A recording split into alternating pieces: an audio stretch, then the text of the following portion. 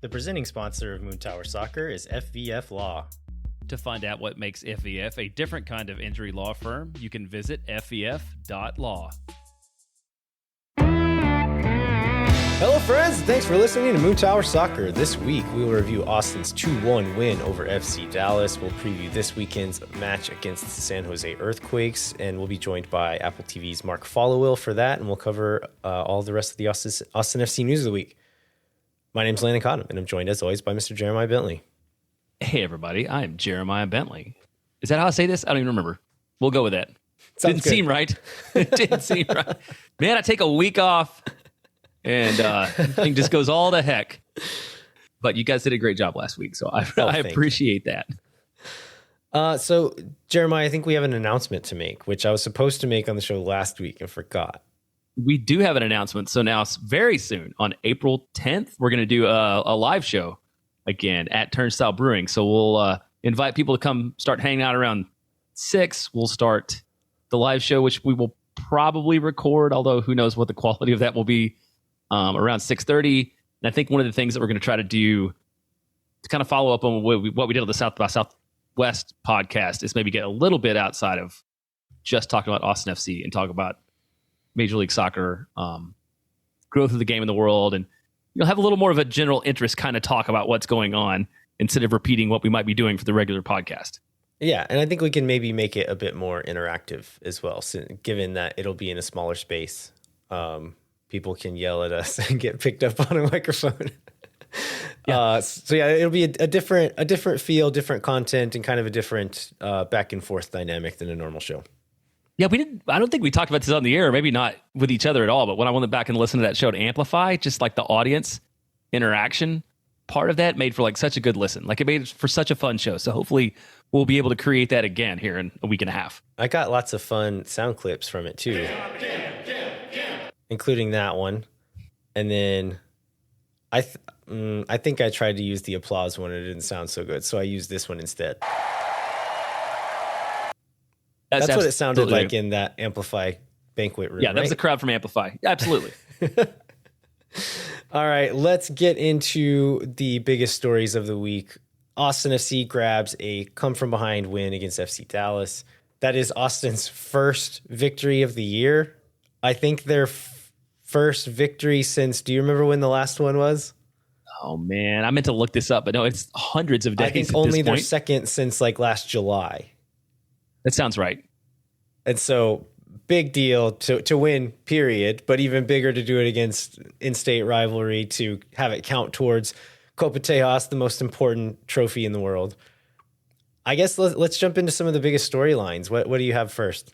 Yeah, for me, I mean, the thing, and you can tell me if I'm wrong, and it was just my perception, but it felt like almost from the start, like it was like guys playing soccer and the team that was like playing to win and playing to advance the ball. And I feel like the passing chart showed that sort of where the connections were. And I noticed in the first half, because they were playing back toward the south end, so it's easier for me to kind of see what's going on. Like it seemed like there were guys sort of trying things and being aggressive, and the spacing wasn't great. And sometimes they got in each other's way. Because of that, because it's not a group of guys that have played together a ton, but it was heartening to see them just kind of going for it a little bit. Yeah, I do want to push back against something you have in the notes here, which says more guys playing soccer than a system. And that's the part, like the comparison there is where I want to maybe push back a little. Is okay. Because I think this was very much within a system. I think there were some changes to this game, both with the kind of the game plan and how players executed. But this is what Josh Wolf wants it to look like every week. And for whatever reason, I'm not saying it's just on the players, but whenever I've said like moments in other games where there were things there were things happening, like space being created by movement of players, and nobody was capitalizing on that. The execution wasn't there to take advantage of it. In this game, it was. And I think there were some shifts, and there was a confidence, assertiveness in the attack where it was like, okay, get into a space, open up space with movement, with the positional play. But then at a certain point, yes, play soccer. Just do it. Just go do something. And that's where I think that was really showing. And that was the main difference, was the just playing soccer part of it, because we haven't seen that in any other game. No, I mean, we didn't see a lot of that horseshoe sadness, like back pass all the way back to Stuver. Like people, I guess that's what it was. Like people were being aggressive and they were moving and trying things and advancing the ball. And so maybe I felt like this is a decent transition into Danny Pereira and where he played in this match, and sort of the skill set that he brings when he plays where he did today, as opposed to where he's maybe played earlier in the year. And as I was watching him, I was thinking, man, I bet Landon is going to have a lot of thoughts on this. So I'll just let you go on that. Yeah, I mean, like the reasons why we don't always like Danny Pereira as a lone six still exist. And I don't think FC Dallas did much to expose those reasons in this game. But the reason why he played as a lone six for so long has also not changed. And it's because he's so good at progressing the ball by himself a lot of times. And there's not many people in this league who can do that specific thing as good as him. And so maybe like Josh Wolf kind of hinted at this in I think it was in his post-game press conference, that like certain games, like that's going to be the call. Maybe that's not the call every time. If it's a team that is going to have a bit more of the ball against us, or is a bit more dangerous in certain phases of play or certain parts of the field, maybe you don't want Danny back there on his own.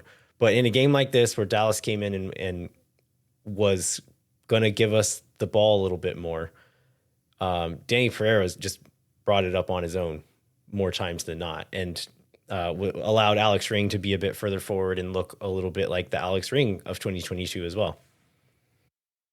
Yeah, and I think one of the other surprises in the starting, or maybe not the surprise in the starting lineup, but the surprises in where he was Owen Wolf winger, which I know is something he did back in 21 some and less. No, 2022, I believe. Oh, in 22 also. Yeah, that's true. And a little bit less of lately. And I remember before not loving seeing him there. And I mean, he wasn't a world beater, but he looked very competent on the wing and better than anybody else we've had play.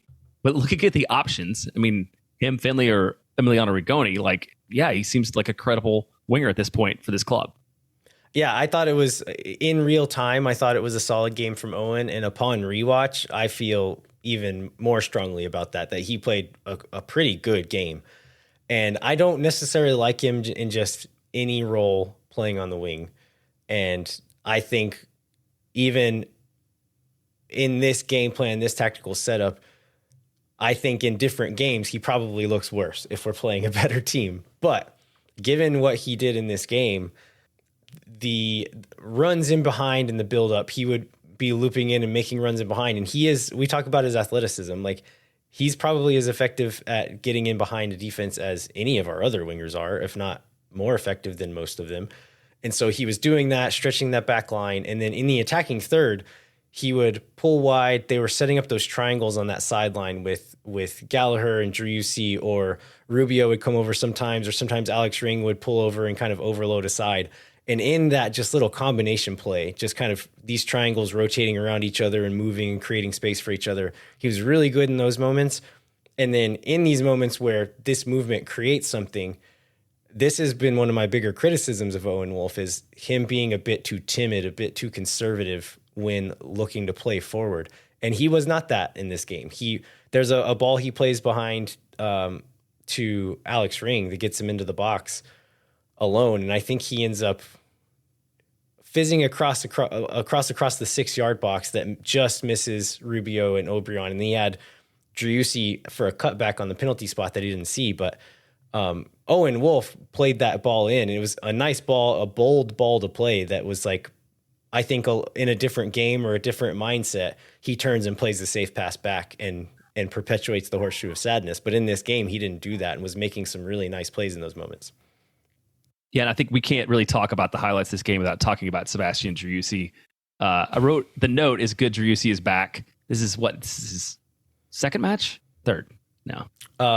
He was a sub in one, started the next one, and played 90 today. This is his first full match. Looked a little bit reminiscent of the Driussi of 2022. So was there something... You've talked of like twice about how Dallas like Dallas's performance on Saturday was set up like exactly for Austin to thrive from a combination of both tactics and the players they had available. But like from what you saw from Driussi, is it you see that as more a function of health, more a function of just Dallas not being very good, or more a function of him sort of playing in a spot where he can fit in with the other players around him more?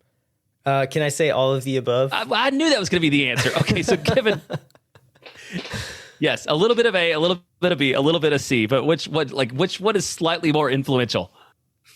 I honestly think the positioning and kind of movement of Austin FC players in an intelligent way and then playing aggressively and proactively in those moments really lent itself to Driussi looking good in moments. And so it's less about when I've criticized Driussi for trying to do too much sometimes. And it's often when the game is kind of slowed down a little too much and he drops back and is trying to make something happen, often failing to do that and taking himself out of the opportunity to be on the end of a ball once it does get into a dangerous area. In this game, because of how aggressive everyone else was playing and the positioning that they were doing, I was saying that he was playing as less of that like second striker that we've seen him do in some of these games. And him and Alex Ring were floating around all over the place.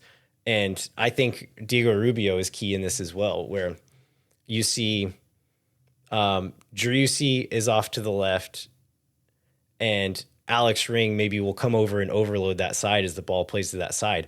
As they switch it back to the other side, Rubio would drop into that half space where you would expect a 10 to be, and Driussi would run into the space where Rubio was and kind of essentially become the 9. And I think, like I was hoping, like we kind of all hoped would happen, is that Rubio helps unlock Driussi a little bit, where Rubio is he's good as a 9, but he can drop in and play that 10 position as well. And so as you have these guys kind of rotating around each other, you don't have to have Driussi running from one end of the field to the next. You can have that rotation, pull a defense out of position, and Driussi can play on that front line because he's good there too. And so when you have both of those guys being able to do it, I think both are going to benefit from it. Yeah, we talked about them kind of playing like as a fluid front five, and we saw a lot of that. One thing I was thinking about is like these guys, I think I mentioned it earlier, like these guys have not played a lot of minutes together, right? So like how much of that is, do you expect going forward they will do this more and get better at it? Or is that just like a moment in time because of the way they were playing? Or is this sort of part of the long-term plan is to have more of a fluid attacking group with this group of dudes? Yeah, I mean, FC Dallas is not in a good place right now. They're not playing well or confidently, or they weren't putting a ton of pressure high up. But I think one of my, like the thing that encourages me the most is being able to break down that deep defensive block. That's the thing that's hard for anyone. And Austin has been especially bad at that lately. But in this game, you can say like, okay, it was easier for Austin to progress the ball into the final third, which is absolutely true because Dallas was not putting a ton of pressure higher up. But once they got there, they were playing with this urgency, with this speed. I think you can say that like, okay, yeah, Dallas wasn't very good. They're in a bad shape, right? In a bad way right now. So maybe not the best opponent, but my hope is that even though this wasn't the best opposition, that they can take some confidence, learn from what that looked like and what it felt like, and implement it against a better team. And maybe it doesn't end up 2-1. Maybe it ends up 1-1 or 2-1 the other way. But I mean, we would take that right now, right? Like a loss where we looked like a team that could have won. I mean, that's an improvement of what we've seen for any game before this one, right? Absolutely. Well, this is a league of vibes too. So Austin's got a not very good opponent coming in this week, and maybe there's a chance to put together a little bit of streak to create something better. So this was the first game in Copa Tejas. I believe the Copa. Oh, so the Copa was, I believe, on the Red Line train tour up from the downtown station. Yeah. And people were drinking beer out of it. I was talking with Bill McCamley from one of the guys that organizes it today, and he said it got by the time they hit the fifth brewery, things are pretty loose with that group going up. So it was there. It was in the stands. Saw lots of pictures with it. Austin now off to a great position, picking up the clear win. And also we got a King of the Hill / Copa Tejas reference with the tifo. Like, I loved it. Were you familiar with the reference or not? Like, I showed it to my wife. She's I don't get this. And I was like, this is brilliant. What are you talking about? Yeah, I think this is one of those like deepish cuts where I'm guessing the majority of the stadium did not know what it was. But the people who did know what it was thought it was the best thing they've seen all month, probably. Yeah, absolutely. And if you don't, we could probably link this in the show notes, but the Alistair McAllister commentary on the goal that includes the tifo, like, and also the original King of the Hill clip that it refers to is genius. So I would encourage everybody to check that out if you don't remember it. One of the other Copa things is that the clubs have agreed to have allow instruments in the stands from among the three. And so the FC Dallas band was very drummy and very, I don't know, sound like they were just like randomly beating their drums the whole time. But I feel like you were a lot closer to that than those of us in the South End. Like, how do you feel about that? I hate when there's bands in the stands because I am slightly closer to that section than I am to the South End supporter section.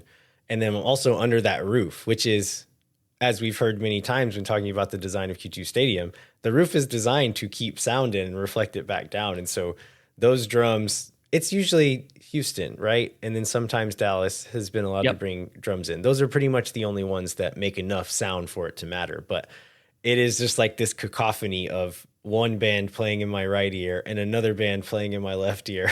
And so I always make sure and bring earplugs to the Copa Tejas games where I'm going to have both of those going on. But I was curious because they're significantly smaller, and like on the broadcast, you mostly just hear the Austin band. Can you hear whenever like Dallas and Houston are there? Can you hear them in that opposite corner over there? No, not from the corner, not from the South End. You can't hear them at all. I mean, except that like times like when Austin was changing songs or whatever. That's the only time you can hear them. But they're not a factor if you're down by the Austin band.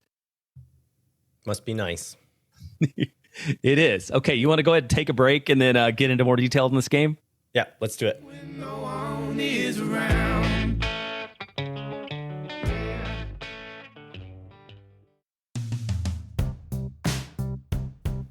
Moon Tower Soccer is brought to you by our friends at FEF Law, the official injury lawyers of Austin FC. FEF is a different kind of personal injury law firm dedicated to community transparency and client education. And if you're interested in a law podcast, and you should be, listen to FEF's podcast called Summary Judgment. Check it out wherever you get your podcasts. You can go to FEF.law to find out what makes FEF a different kind of injury law firm and why understanding your legal options can dramatically change the outcome of a case. Once again, that's FEF.law.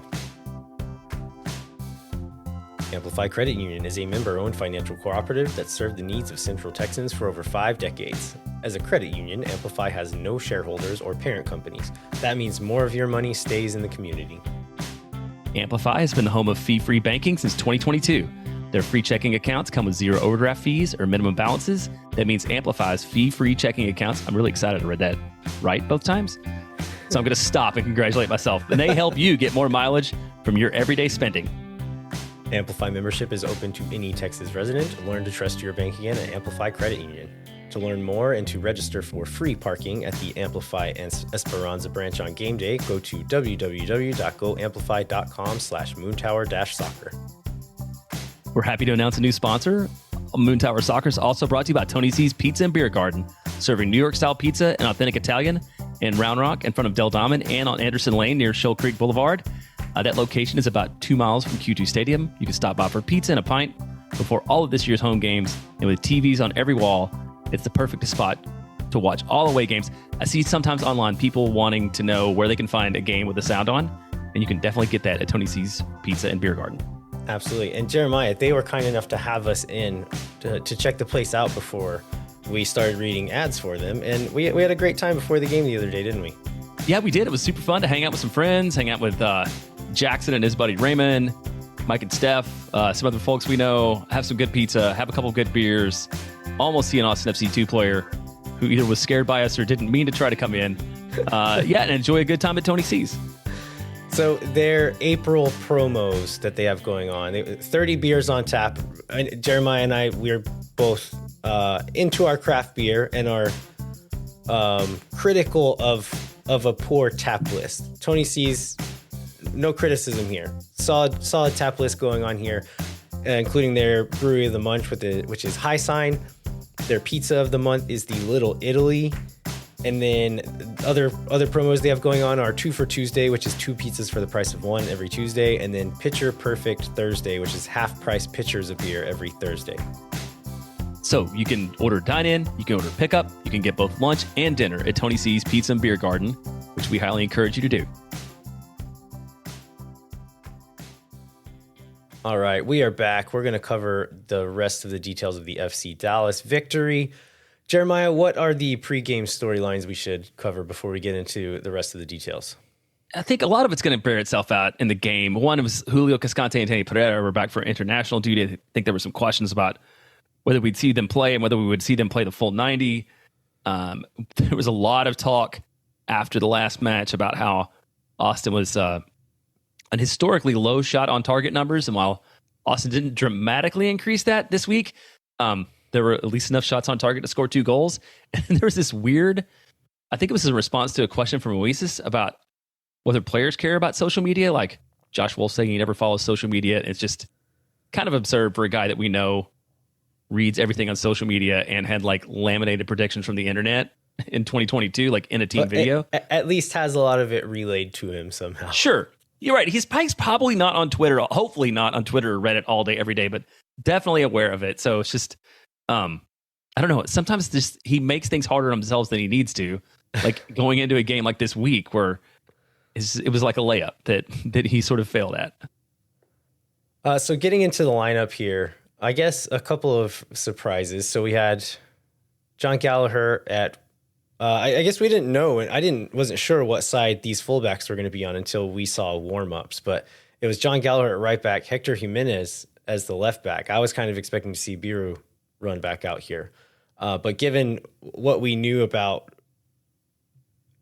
in hindsight, that Austin was kind of expecting to have a bit more of the ball, that Hector Jimenez was probably a decent option there, and that like bore out, right? Like he looked pretty good in this game.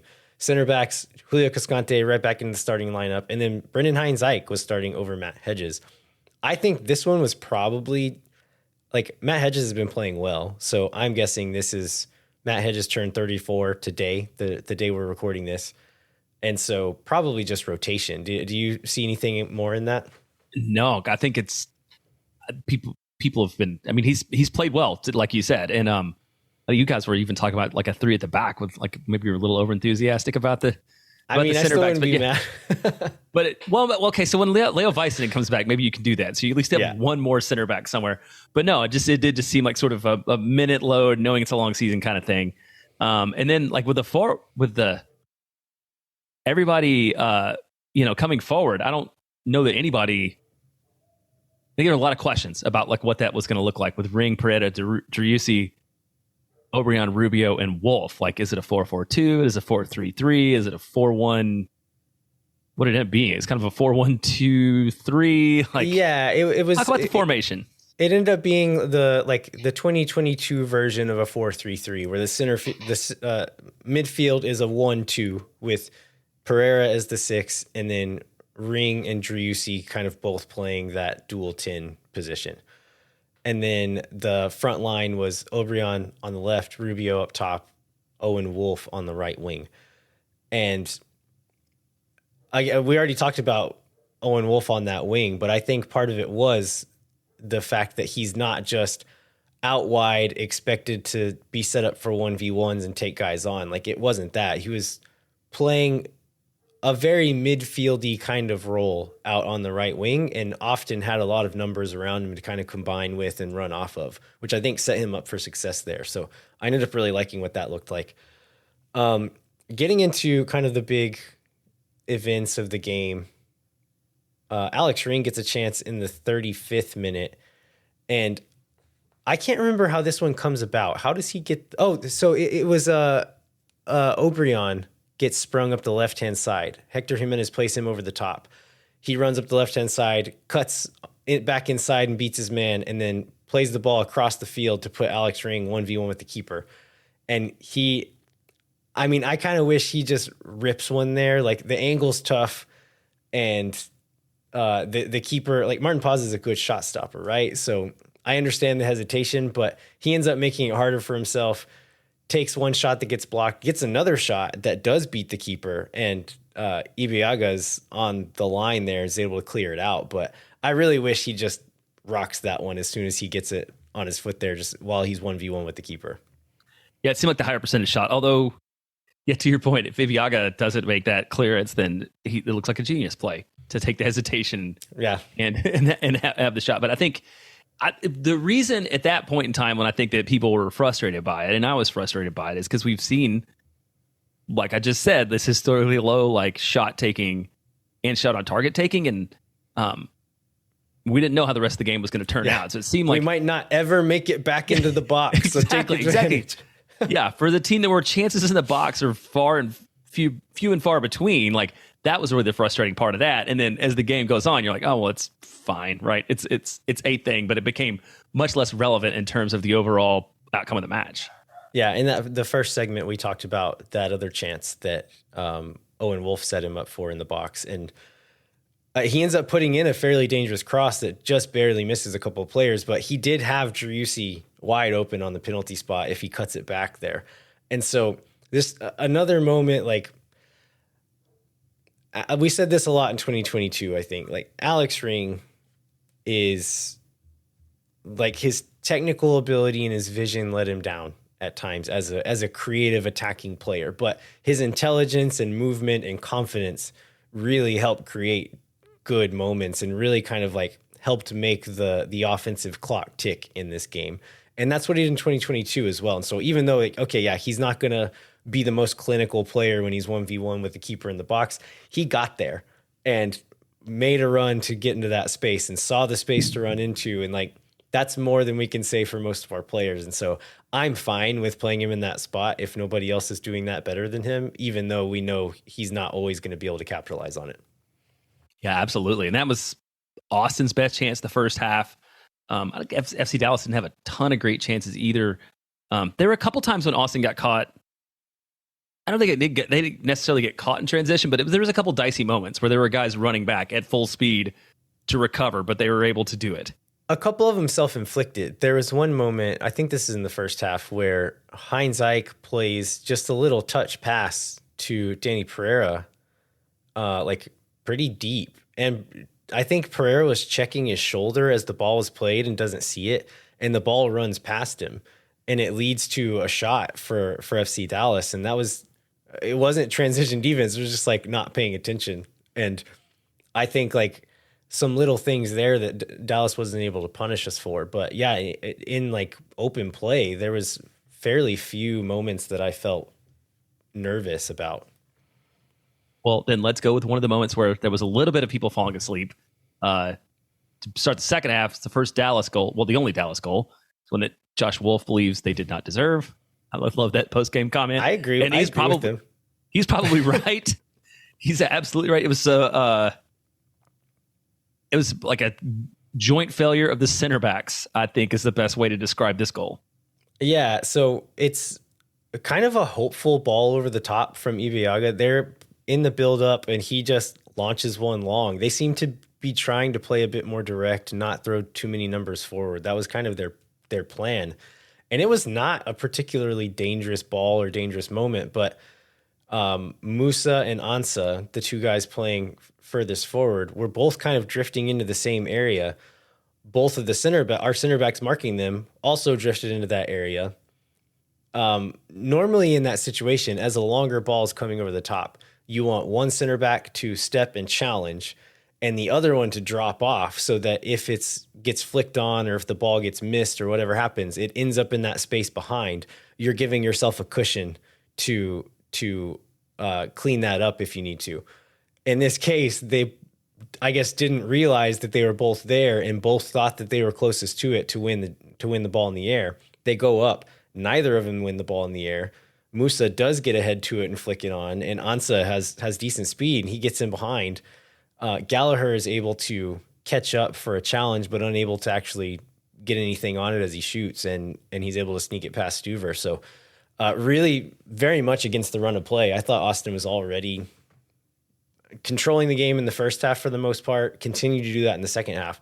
And then Dallas comes in and steals this one. And so this one's far enough into the game that I was like, if like the run of play, like the form of this game continues, I'm not super worried about this goal, which is crazy to say about this Austin team, right? And that's what ended up happening is they were able to just say, no, let's keep doing what we're doing. We've been the better team all game. Let's continue to be a better team, and the goal will come. And it eventually did just a few minutes later.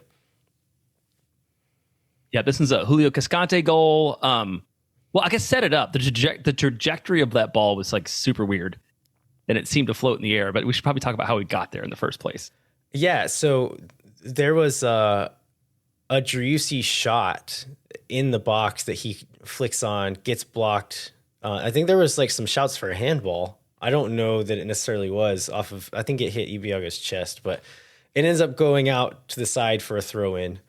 They set up for like the long throw setup. So the center backs were in the box. Gallagher was going to launch it in. Dallas is sleeping a little bit and nobody goes out to pressure. So he just throws it in quickly to Alex Ring.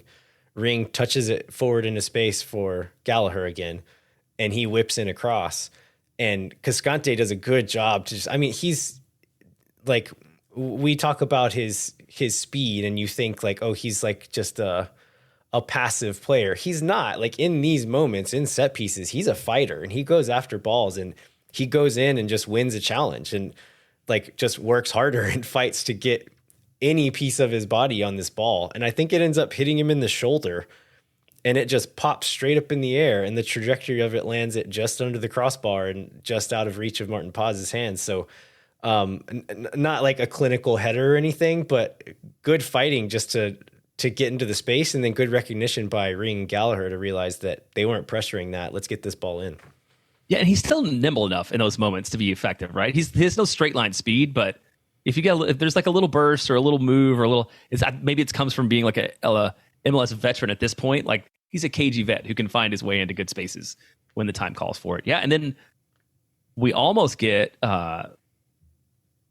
this is a goal I was worried about when it got called back. We get an Obrian goal that's called offside that we thought was going to put Austin up 2-1. And to the point where we got the Verde lights and the spotlight in the corner before everybody noticed the flag went up. Obrian celebrated for a good 30 seconds until Omar Gonzalez told him in the corner that, hey, it was offside. Stop celebrating. Just funny to think Omar Gonzalez is now like a fourth string center back on an MLS team. That's crazy. Yeah. So this one happens because Driussi steals a ball in the press. And I'll say this about Driussi. We talked about his offensive output earlier. He had a really solid defensive game and was really putting in a shift, like working back, putting pressure on midfielders as it came into that space. I thought he was really useful defensively as well. And this was one of the moments where it almost paid off. But he steals a ball, plays a Rabona through ball to Rubio. Again, I'm not sure it needed to be a Rabona, but if he can play it that accurately, whatever. Do whatever you want. Rubio gets in on the keeper. He's got Obrian running to his left. The keeper comes out. He squares it, just taps a little square ball to Obrian. He one times it and sneaks it into the near post. Offside called. I've watched it back. I'm still not sure who they called offside on because I thought Rubio potentially was a little bit offside. But then on that last ball, I'm pretty sure Obrian was offside as well as Rubio plays him in. I think that's right. That's what I saw when I watched it again this afternoon. That's what it looked like. So that one doesn't count. But at this point, like from looking at throughout most of the match, the FOTMob momentum chart is very Verde. From like 50 minutes on, it's almost exclusively green. So it was at this point you feel like if Austin doesn't get another goal and pick up a win, that it's a win. It's going to be a draw that should have been a win, right? Yeah. Yeah, and that sustained possession does lead to this last goal. So they had the ball, were attacking. A ball gets cleared back. They throw it in, play it up with almost no resistance. And so the ball comes up the left side. They play the ball back to Driussi. And so the pass was good, the header was good. But this is this little sequence that happens is my favorite part about this goal. So Alex Ring, as the ball goes over that side, he runs kind of across Rubio's face and into the box, pins that center back there. The ball gets passed back to Driussi. As that ball comes, Rubio recognizes that and takes a few steps back behind Nkosi Tafari, who's the far center back in this case. He steps behind him out of his field of vision and is kind of like just kind of standing on that back shoulder. Him and as Driussi receives the ball and looks up, they make eye contact, and Rubio goes and runs off that back shoulder of Tafari. Driussi sees it and plays it in, like leads him into that spot. So the ball was very good, found like curled right into the perfect spot. Rubio's header was really good, just kind of a subtle little tap into the near post so that the keeper couldn't get across to it. But the best part of this was just two intelligent players seeing each other, like both physically seeing each other and metaphorically seeing each other and setting each other up for success and executing on it. Like, that's beautiful. That's a thing that we don't see enough of in this team right now. And so to have that happen, just our two best, smartest players connecting on just like a very high soccer IQ moment. It's beautiful. It was beautiful. And it's what I think what everybody hoped for was the best possible chance of getting Rubio in and maybe seeing him return to form. I like the thought that Sebastian Driussi used Rubio's head as the instrument of his goal. I feel like there was a little bit of that. Yeah. Like, it's kind of Driussi's goal, and he's just puts it in.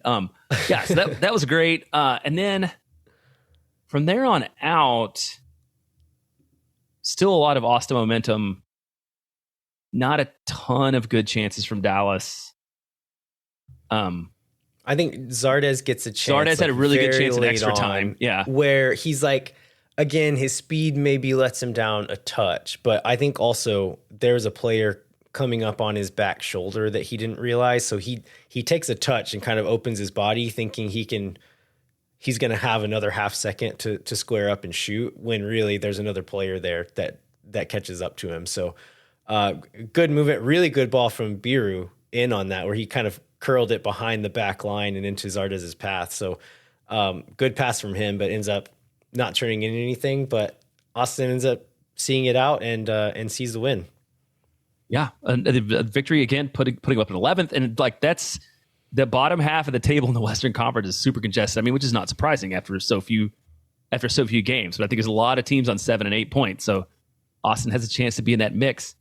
Player wise, we talked about Cascante, we talked about Danny, talked a little bit about Hector. I think it was interesting that Hector played more minutes on Saturday than he played all of 2023 combined. Yeah. And just to know that he had 72 productive minutes in him was good. I think against a team that presses, we talked about this, but a team that presses the ball and is more threatening, maybe it's not great, but Hector still seems to be a useful player going forward, which is what Austin needed in this game.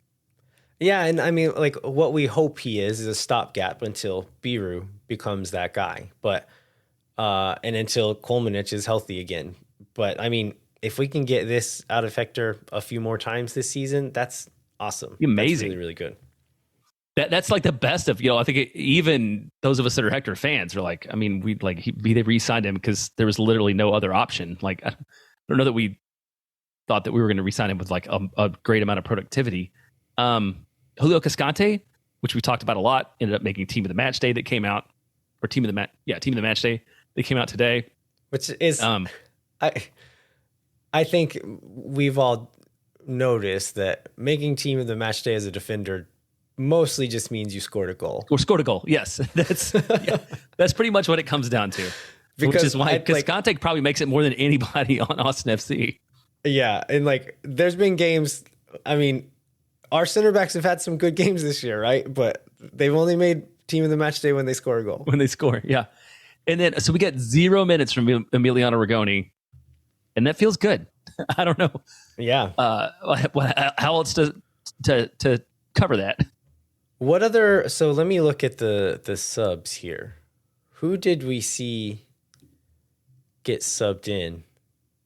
Biru, Hedges, and Zardes. There were no, well, I mean, Zardes, but no offensive subs beyond that. Because they brought Hedges in to go three at the back, right? That's right. Yeah, about 80. When was that? 84th minute. They went three at the back. But yeah, I mean, I think we'll get into this here in a little bit. I think we're going to talk about CJ Fodrey, but if Owen Wolff, we're not sure Owen Wolff will play more wing or if he's going to play this well as a wing, but O'Brien had one of probably his best game of the season. Still not like 10 out of 10, but like I think he was being set up for success more often with the way we were playing and kind of receiving the ball when their back line had some backwards momentum and he can kind of get guys on skates a little bit. But he looked better. Owen Wolff looked really, really good in that position. Is it possible that we see Emiliano Rigoni get like kind of choked out of minutes for the rest of the season? I mean, I'm okay with that. I feel like that is a sign. If you can talk about a team with ambition, like a team that's going to have your second most expensive player not play at all because he's not very good and not feel obligated because of a contract to do that, like I'm totally fine with that. Yeah, I think so far it's been a case of, well, nobody else is good either. And we think you're the most quote unquote talented that we have. So we'll just keep putting you out there. But if guys are putting in shifts and being productive, then yeah, I don't have any problem sitting him on the bench. Are there any other players you wanted to cover? Or you want to go ahead and take a break and then do the preview and the rest of the Austin FC news? No, I think I'm good. I think we can move on. Let's take a quick break and we'll be back with Austin FC 2 news and the rest of the Austin FC news of the week. Hang tight. We'll be right back. Moon Tower Soccer's premier sponsor is McGuire Woods Consulting, helping clients in the public affairs space from lobbying at the local, statewide, and federal levels to digital and communications campaigns across the country. McGuire Woods Consulting has offices in 10 MLS cities, but only advertises on this podcast because it's the home of the two-time reigning Copa Teos champions and the current leaders of the Copa Teos standings, which is the most important trophy in professional sports. Contact our friends at McGuire Woods Consulting at mwcllc.com for more information. Moon Tower Soccer is also brought to you by Sage Wilson Realty. The team is made up of Austin experts who are client-focused and have over 30 years of combined real estate experience. Our friends at Sage Wilson Realty are giving away 2 tickets to an upcoming match, so fill out the form and the show notes for your chance to win. If you or someone you know are in need of Sage real estate advice in Austin, talk to our friends at Sage Wilson Realty. Be sure to check them out online at sagewilson.com. All right, we are back. We're going to do a San Jose preview with MLS Season Passes Mark Followill. But first, we're going to cover the rest of the Austin FC news of the week. Let's start with the Austin FC 2 most recent victory. So in this game, we saw the winning goal was Jimmy Farkerloon connecting with CJ Fodrey on a beautiful cross across the box. Yeah. And a really nice run and finish from CJ there. Yeah, it was a beautiful piece of play there from them. So that was the one goal. So they ended up picking up the 1-0 win. That was 80 minutes in. Great week for Austin. For neither the first team nor the second team having won so far, and both of them picking up the victory in the same week. So I think people, especially knowing that this one came first, people were very excited to see this connection and in this goal, which leads me to ask, this is a shout out to our friend Harry out of San Antonio. Is CJ Fodrey too good for MLS Next Pro, and should we see him in USL? I'm a little bit torn on that. I would like to see CJ first, like, tear up MLS Next Pro on a consistent basis. Like, he did not look like above the level in the Open Cup match. And so we've seen him look above the level for most of the game. I wouldn't say he looked like that all the game, but for most of the game, he did look a little bit above the level in MLS Next Pro. I want to see him do that for 4 more games in a row before I'm saying, yeah, let's get him out. Let's get him into USL. If he can do that, like, I know we just talked about winger depth. Like, maybe there's not space for him. If he tears up MLS Next Pro and all of a sudden we like actually have a little bit of a logjam at winger on the first team with Owen Wolff kind of shifting into that conversation, maybe there's not a spot for him. But if there does become a spot for him in the first team, I could see him moving back into that space as like a bench option, like fairly realistically. If he's killing MLS Next Pro and there doesn't look like there's minutes for him on the first team, that's when I would say, okay, let's look for a USL loan.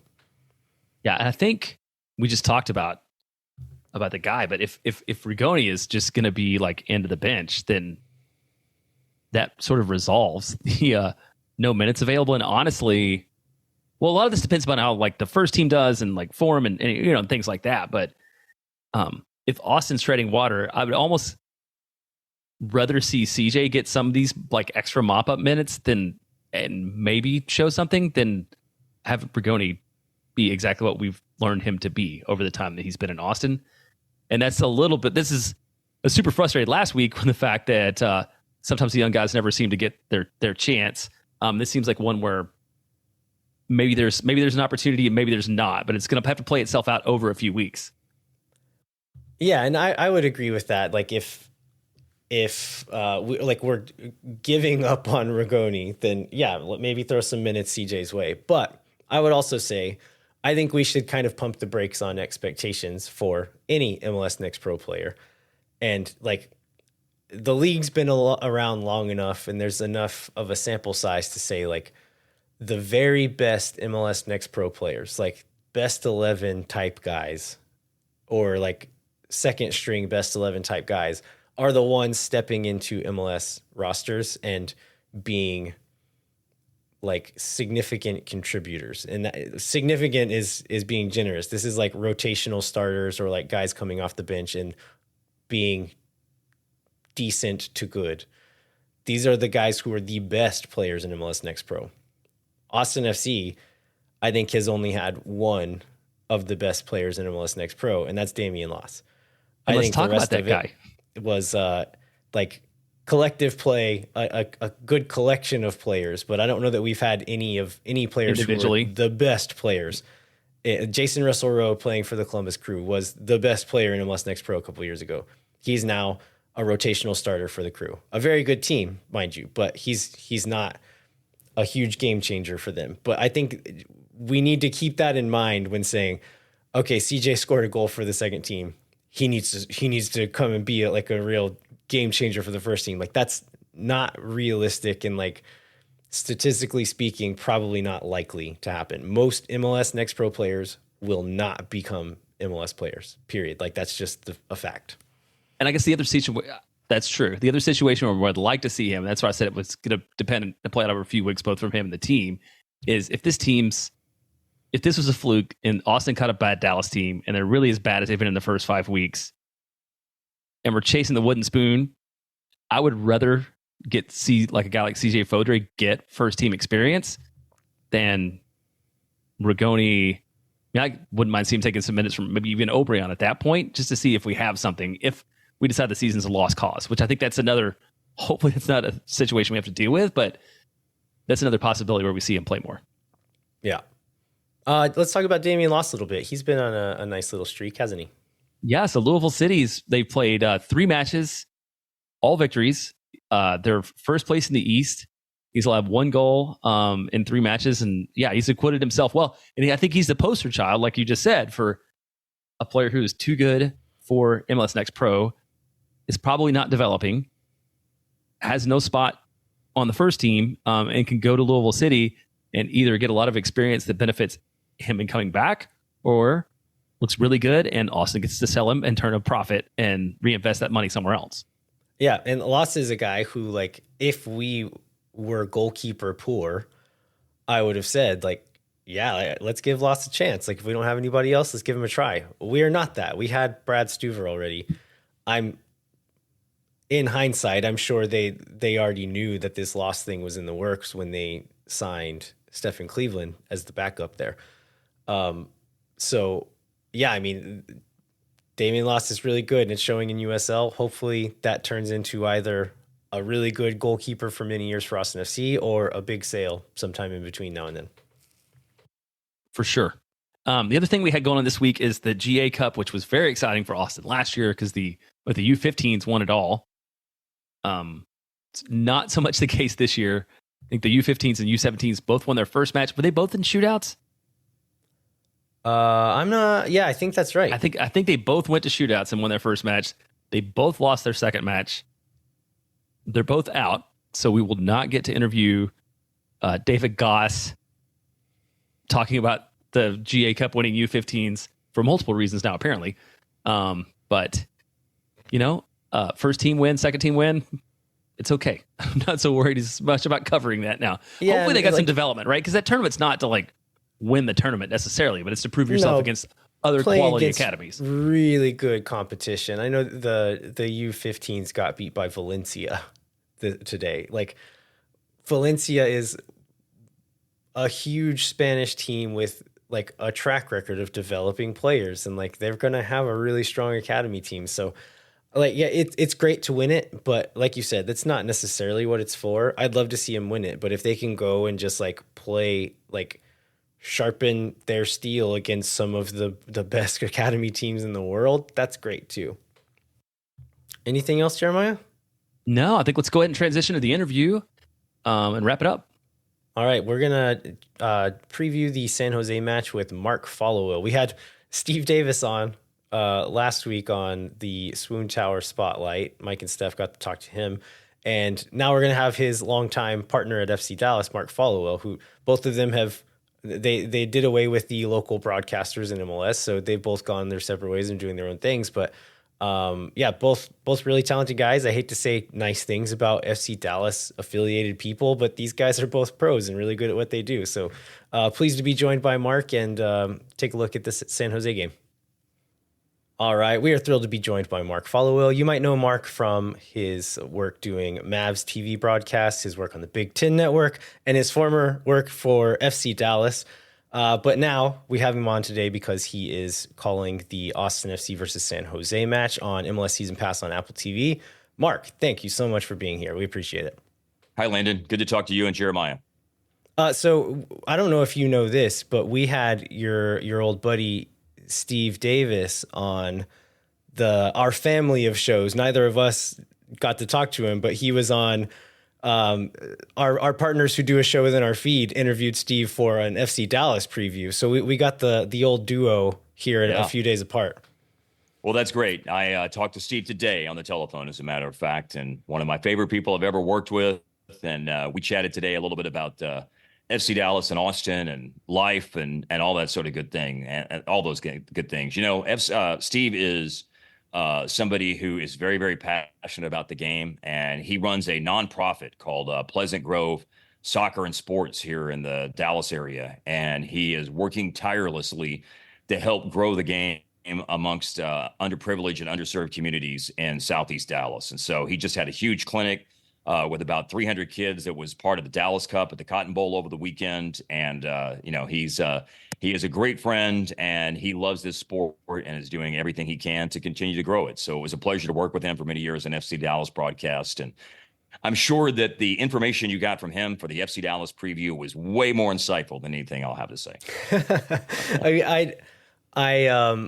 I have a very soft spot in my heart for just the super intelligent color commentators. And I have Steve in that category. I've always really liked his insight on the game. So he's definitely a great writer, great student of the game. And, certainly thinks the game on a level that belies being just a journalist. He certainly has a much, much greater feel for the game than what somebody might think a journalist would have. Let's get into San Jose Earthquakes. Jeremiah, do you want to run us through what San Jose looked like last year and kind of what they've got going on this year? Sure thing. Yeah. So last year, San Jose finished ninth in the West, which I feel like overperformed projections a little bit. Ended up making the wild card round of the playoffs. They lost to Sporting KC. Lost the U.S. Open Cup also to Monterey Bay FC, which I only note because Austin's very good in losing in cup matches to teams that they should beat or that one would think they should beat on paper. So I thought that was worth noting for the Austin fans. Cade Cowell, obviously the most notable player out. Jonathan Mensah and Jamiro Montero out. And then their most notable players in are Victor Costa, who's their leading goal scorer with 2. I believe he's the only player with more than 1 goal. As a left back. Yeah. As a left back, right? And Amal Pellegrini. So far they're 13th in the West. They're one of the teams behind Austin. 7 goals for, 13 goals against. So not off to a great start. I think Austin fans who are looking to build a little momentum, maybe this match at home is a way to string together a victory. Do y'all remember? I think I've used this reference to you, Landon. You don't. But in Major League 2, when Lou Brown is like, we won a game yesterday, that's 1. We win today, that's 2 in a row. We win tomorrow, that's 3 in a row. That's called a win streak. And that has happened before in history. And I feel like maybe this is the 2 for Austin, possibly, to do that. Well, I think, with San Jose, last year I had a lot of their games, and their season is following complete opposite form of last year. As you were talking about, Jeremiah, I think there was a feeling that San Jose probably exceeded projections. But the fact that they ended up 9th, they had a great start to the season last year. They won on the road more frequently. They had some good wins early in the season last year. And then as the year went on, maybe lack of depth caught up with them a little bit, and some close games caught up with them a little bit as well. Some of the ones that they were winning earlier in the season, they were turning into draws, and draws were turning into losses later in the year. And so they ended up, by the end of the season, tumbling down to 9th place and losing to a very good Sporting Kansas City team, obviously, in the wild card. And we know what Sporting KC did once they got into playing St. Louis in the next round. So I think that, this year they're off to a really rough start after getting off to a good start last year. This week's going to be tough for them because last week Preston Judd got sent off. He's been playing more than Abobasi has been as a striker here recently with San Jose. Jackson Ewell, who gives them, a lot of possession and bite and a good connector in their midfield, got a second yellow. So he was sent off late in the game. I mean, they got a very early goal last week, I think in the first minute of the game, as a matter of fact, and then Judd got sent off in the 34th minute, somewhere along those lines. So, the house kind of came caving in on them finally, and the 81st minute, I think, is when they conceded first to Houston and then conceded an ultimate match winner 4 minutes later. So they're probably not in a very good mood. They're down 2 guys who would be playing significant minutes for them. And obviously Ewell would be a starter and probably a guy who would play most, if not all, of the 90 minutes. And Preston Judd, as I mentioned, has been starting. But they still have Christian Espinosa, who had a great season last year and is a very, very dangerous player out on the wing and can score goals, can set people up, crosses it as much as anyone does in Major League Soccer. He's good on set pieces. So they still have Espinosa, and that's probably, where you begin the conversation when you're thinking about San Jose. The other thing that happens to them as well is that Danielle, who moved in to be their starting goalkeeper last year, got hurt recently. And so now they're leaning on William Yarbrough, the former Colorado Rapids goalkeeper, who is born in Mexico. And even though he's a U.S. international, he spent most of his life growing up with his parents, who were missionaries in Mexico, and played professionally at León for several years before finally landing in Major League Soccer a few years ago with Colorado. Yeah, I wanted to bring up the Danielle injury. Austin is a team who knows what it feels like to rely a little bit too much on a solid goalkeeper. Luckily, Austin has not had to go without Brad Stuver for more than maybe 2 games. We missed him in 2022 or something like that. Yeah. But yeah, I mean, that's a big loss. You're also looking at a Capo who, from what I saw of last year, I didn't track him all season, looked like a solid fullback. He's been out short term. Pellegrino has been out. I guess, first off, have you heard anything about whether or not those guys will be back this week? No injury updates that I've heard on the San Jose side of things. And, we're talking here on Monday early in the week. We'll get a chance to talk to the head coaches, to Josh Wolf and Lucci, hopefully on Thursday. I haven't heard from our production staff on what the dates are looking like for a chance to get to talk to them. But, as you guys know, coaches are going to play it pretty close to the vest. So maybe in regular media availabilities for Lucci and for Josh Wolf, we'll find out some more on injuries. Although on the Austin side of things, I mean, obviously, they've got a couple of guys out, but with Kalmanich, there was no sign that he was going to be back anytime soon anyway. So there's probably a lot more to wonder about relative to are they or aren't they available this week on the San Jose side of things. And hopefully we'll hear more from Lucci about that sooner rather than later. Another question I had about this starting lineup. You said that Preston Judd has been starting over Abobasi. Is he just getting picked on form, or does Abobasi have a knock, or what's going on there? I think as far as I know, that's just kind of a form thing at this point. Abobasi had a really good 2 years, ever since he got traded from Portland to San Jose. I mean, he was outstanding upon arrival with San Jose a couple of years ago. And then last year, Espinoza obviously is the engine of their attack, but Abobasi is someone that works very well with Espinoza and, is good at making late arriving runs into the box, is good at, popping up in spaces. And, but, look, Preston Judd was a very, very good goal scorer at the USL championship level with Las Vegas Lights. I mean, he, I think, scored in 2021 and 22. I think he had the second most goals of any player across 2 seasons in USL when he was playing for Las Vegas. And then he had, Joveljic and Chicharito in front of him at the start of last year at LA Galaxy. And then, of course, Chicharito suffered a season-ending injury. And when he started getting some opportunities to play, I mean, he's a maybe a little bit off the radar for some people, but he's a good striker. So I'm not surprised that Preston Judd is getting an opportunity. Look, and the other thing too is, Lucci likes guys who are going to work. I mean, your work rate as a forward is very, very important. Lucci has always, and I know this from my time with him at FC Dallas. I mean, and that's why, I thought, Maxi Arudi ended up in Austin. And the weird thing was about it that I thought Maxi Arudi would have been a guy who would have fared well playing for Lucci. He got traded from FC Dallas to Montreal and then, of course, ended up in Austin. So Maxi never got the chance to play with Lucci. But being a pressing, hardworking, willing to defend and run for a long period of time forward, that's a really key role in the attack. So I think, while I haven't had a chance to drill down heavily on the tape for those guys here on Monday, when we're still 5 days away from the game, I would surmise that perhaps that's part of the equation there as well. Yeah, I wanted to ask about Lucci because obviously San Jose had a very specific identity before, with the way they played. And do you think he's been there long enough to make his stamp on the club and his style, or is he still adjusting? Oh, I mean, I think he's been there long enough. I mean, Lucci has a very specific way he wants to play. And, I think he's always been very clear-headed about his vision going back to his FC Dallas days. So, you're always, I suppose, making tweaks and adjusting to your own roster and to the strengths of the individuals that are on your team. So I'm sure there's some of that. But I think generally speaking, in the big picture, Lucci has, like I said, he has a vision and a way that he wants to play. And at this point in time, I'm sure that he's implemented a system, as thoroughly as you possibly can now that he's early in his second season there.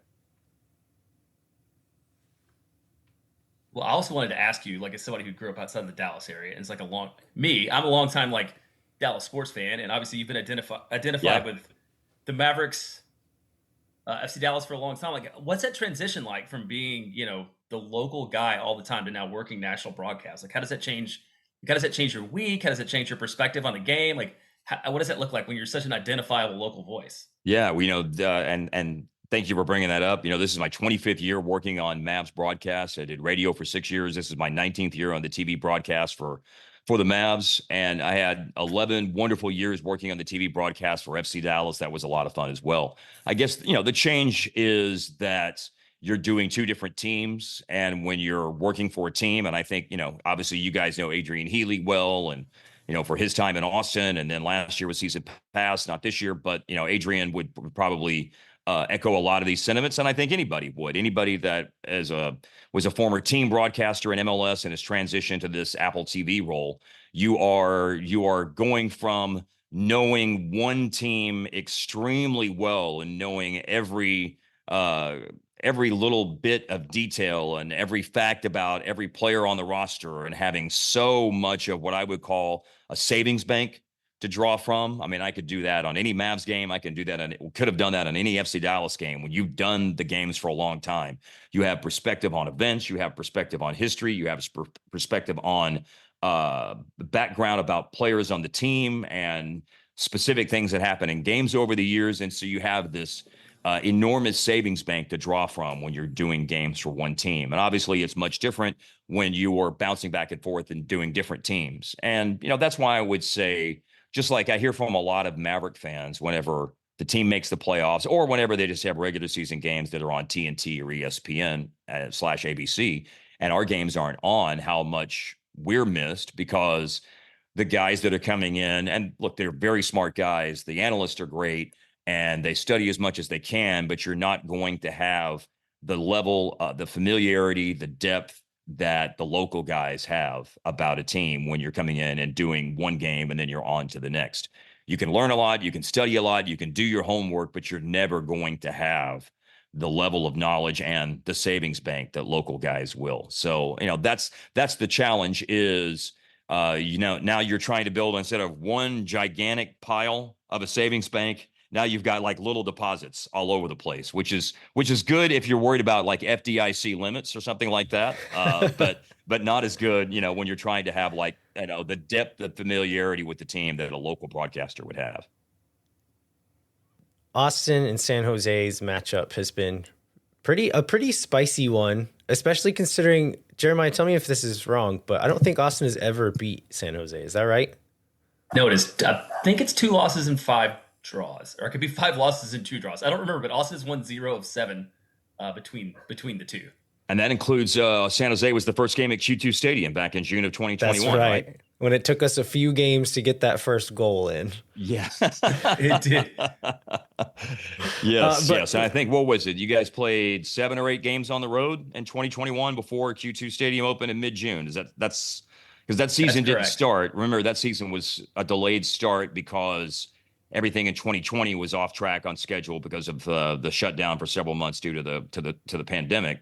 So, now we're starting seasons in late February, but that season didn't start until, I want to say, maybe like the 21st of April, somewhere, maybe 14th, something right. like that. Somewhere in mid to late April is when that season started. So Austin didn't play a game until mid-June, if I recall correctly. And San Jose was the first game. Yeah, so June 19th it was a 0-0 draw. And it was super Yeah. weird because I hadn't been in a room with I had not been in a building with more than 50 people at once. And all of a sudden it was 20,738 of my closest friends all together. Yeah. I bet that was quite a night. So a matter of fact, it's funny we're talking about that. We do, I'm sure you guys watch, obviously, the season pass broadcast. And we do the hotels.com supporter cam, it's something we do at the beginning of the second half of every game.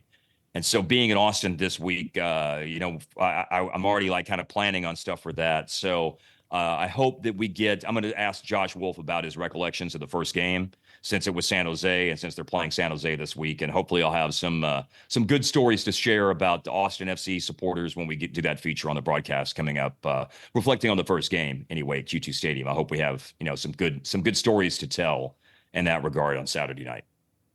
All right. Before we wrap up, Steve, almost called you Steve. Mark. That's okay. That's a compliment. We're talking about Steve Davis for too long. Any other thoughts on Austin or San Jose, or any questions about Austin for us?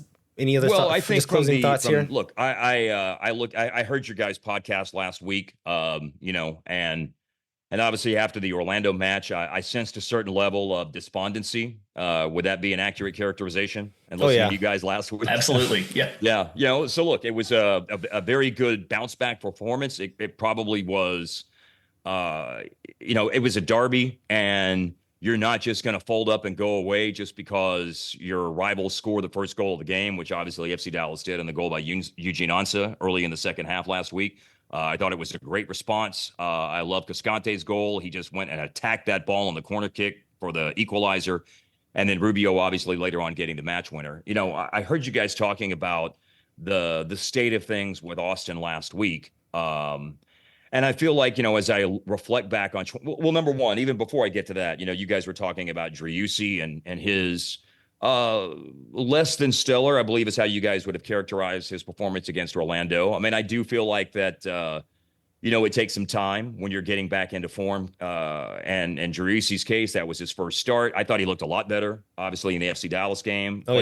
I believe he played the full 90 minutes. That's right. He created chances. He was sharper. And I thought that he looked clearly improved. And I think there's no reason to expect that he won't continue to get better and better. I think when you try to look at the analysis of why Austin is where they are now relative to the team that was not far away, obviously, from reaching MLS Cup, from reaching the final in 2022. I mean, obviously, Driussi hasn't been able to replicate the form he had of that season. But I look at, and it's something that you guys mentioned a little bit last week, Alex Ring is 2 years older and is not the same player. I do like Danny Pereira. He's still a young player growing into his role and still isn't somebody that's ready to boss the midfield of the game, at least consistently, week in, week out, match day, from match day to match day. You've lost Diego Fagundes. I think, I did not understand that trade last year. Obviously I know that there was some contract, feeling about wasn't playing up to the new contract and things like that. But on a talent for talent level, obviously that was not a win. Maxi Arruti was a key player on that team as well. And maybe Rubio will step in and fill that void. That's going to take time, obviously, to continue to develop that synergy between Rubio and players on the wing like Javier Obregon, and obviously Driussi is part of that strike partnership with Driussi playing the second striker underneath Diego Rubio. Look, I saw Javier Obregon for 3 years or for 2 years when I was doing the games when he was with FC Dallas, and obviously he was there last year. And so I didn't watch him as closely last year, not doing their games. But Obregon is a unique player. There are moments of individual brilliance, and there are certainly moments of what on earth did I just see out there? And look, that's not an insult. It's just a fact of life he's just he's an inconsistent player. And look, to his credit, his first year with FC Dallas, he scored 9 goals, and you got to do the work and you got to make the runs and you got to put yourself in position to score the goals. There have been players that have come through, for example, FC Dallas. Roland Lamah had 11 goals 1 year after he had been playing in Hungary, I think, and he was a signing by FC Dallas. And, some of his goals were like tap-ins, essentially. But as I said then, as I would say with Obregon, I do think that he's a willing worker and a willing runner. He's got great pace, but then sometimes he gets into positions where he passes when he should be shooting. He's shooting when he should be passing. And so I just think that you're always going to deal with a level of inconsistency when he's a starting winger. I think personally, and hopefully the roster with Austin gets to the position for him to be able to do this, I think personally he is, to me, a great sub because I love his pace. And so if you bring his speed in to run at tired fullbacks from the 60th to 70th minute on, I think there's a real value in that. And I think that's something that could be very, very useful moving forward. There's no Felipe anymore. And that was somebody, I was talking about bossing the midfield earlier. And I think that's an absence from the team that obviously was, half away from going to MLS Cup back in 2022. Nick Lima, so there's some talent. Some significant talent on that team that's gone, and that's either gone or is 2 years older, and has certainly suffered some degradation, that is, in their level of form. So there's a lot to be replaced from a very, very good team. And you guys know this from watching MLS. The margin in these games and the margin in your seasons, it's not a huge gap, and just a couple of things and a couple of guys and a couple of results, and things start kind of tumbling in one direction. I think soccer is a sport of belief. And that group in 2022 had incredible belief. They got off to a good start, and the belief continued to build from there and carry them all the way to a magical run to the conference finals. And for whatever reason, the belief hasn't been there in the group, and the consistency hasn't been there in the group. And you haven't just ever had a chance to stack good results on top of each other like they did in 2022. The one thing to me, I know it's been a rough start for Austin, but they did win last week. Like you said, Jeremiah, your Major League 2 analogy, of course, like a lot of movies, I don't catch the sequels. If we were quoting the first Major League, we could have all kinds of quotes on that. But I'm not as good on the second Major League from a standpoint of quotes. But they got a chance to get a winning streak going, and they got a chance to point things in a positive direction. And I could tell you this, guys, from a long time of observing, watching, broadcasting games in Major League Soccer, the one thing that is still true about this league is you can overcome a bad March and a bad April and be in very good position by the end. And you need look no farther, by the way, than the team that bounced San Jose out in the playoffs last year, Sporting Kansas City, to realize, to look at a very recent example. And there are plenty of others. I heard your interview with Gio Savarese, who's part of the MLS Season Pass team now with his broadcast and MLS 360 in Spanish. And he obviously lived some seasons like that with Portland Timbers. Sporting Kansas City last year got off to a dreadful start. And sometime around the middle to late part of May, their form started to come together. And then look where they were by the end of last year and what they did once playoff time rolled around. So I know it's easy for me to parachute in as an outsider doing the game this week and preach patience and everything can still be okay. But I really do believe that, and obviously You got to have players if you're a manager, and there's some talent upgrades that I'm sure will be under consideration as the season unfolds, and once we roll around to the summer transfer window as well. But I'm still a believer in what's going on down there, and in Josh Wolf and the opportunity that with especially with the player that I know Driussi is capable of being, that things can point in the right direction for Austin as this season unfolds. One thing you said was that Jader Obrian is a great sub. I would say that about most of our starters at this point. Yeah. But we did get a slight glimpse of what looked a little bit like a 2022 Austin team against FC Dallas the other night. We talked about Ring being a little bit washed. He looked good the other night. Obrian, he had a great scoring chance. I think his only fault there was he didn't take the shot first time. Too many touches before he had an opportunity to shoot. I think he scores. Unless Martin Paz is just able to come out and be right place, right time, Ring's got a great chance to score in that situation. Yeah, and then Obrian, I mean, I think this is he was set up to succeed more times in this last game than he has been in many games before. So let's hope we can take some of that momentum into this next game, some of that confidence, and beat San Jose for the first time ever.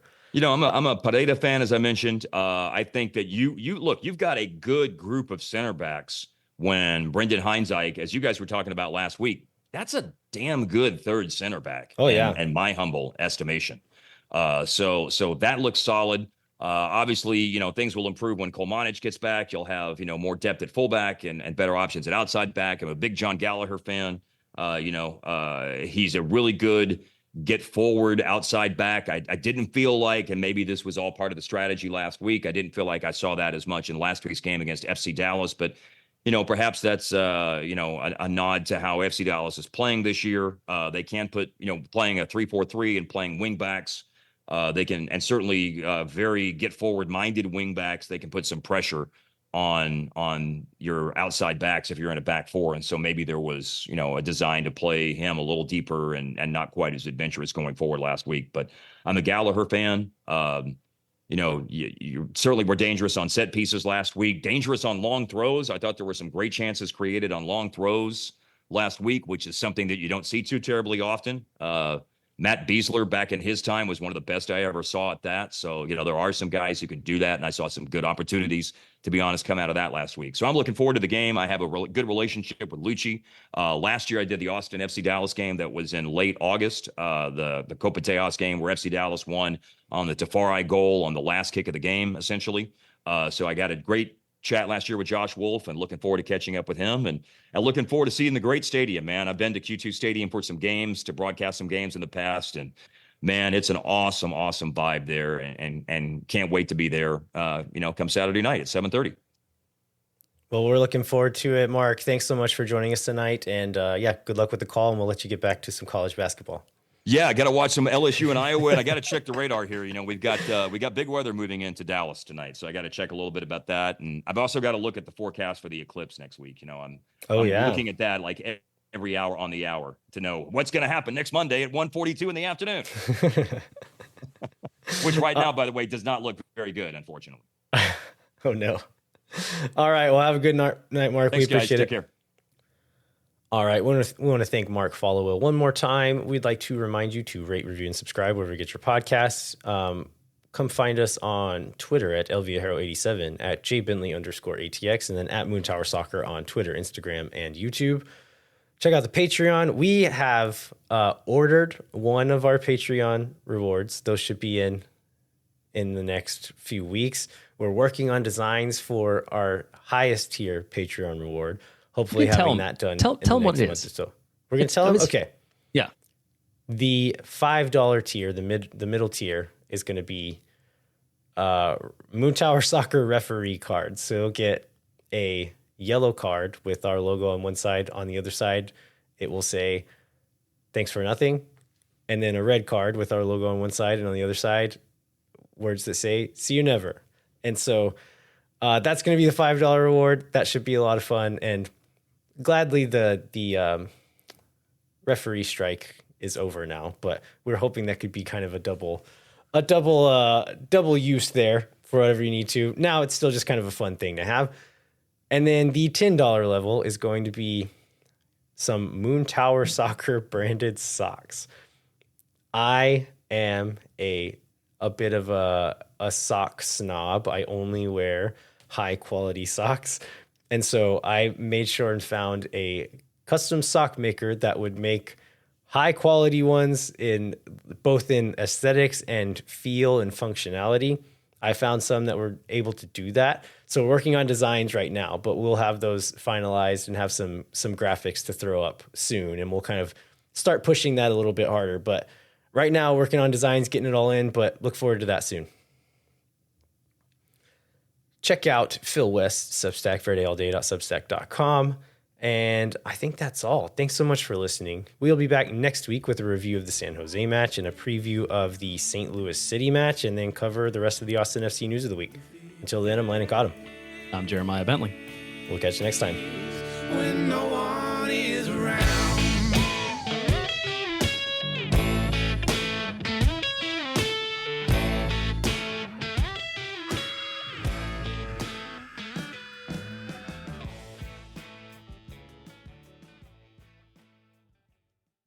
Thank for nothing, see you never. La gente. Oh my God.